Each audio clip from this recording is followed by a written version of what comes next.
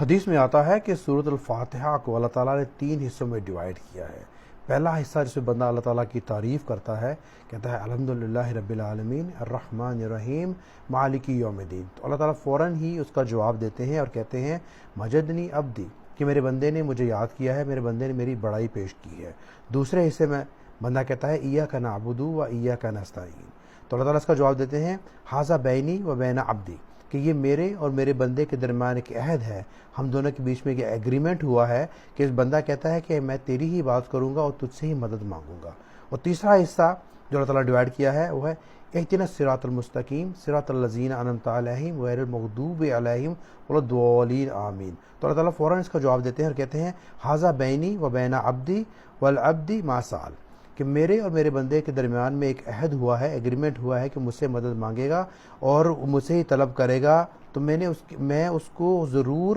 ہدایت دوں گا، میں اس کو ضرور مدد کروں گا، اس کو ہدایت کے راستے پہ چلاؤں گا۔ تو چنانچہ اس سورۃ فاتحہ کے بعد فوراً ہی سورۃ البقرہ آتی ہے، اور سورۃ البقرہ میں اللہ تعالیٰ یہ اطلاع دیتے ہیں کہ بندے نے جو دعا مانگی تھی سورۃ الفاتحہ میں، اللہ تعالیٰ نے اسے قبول فرما لی۔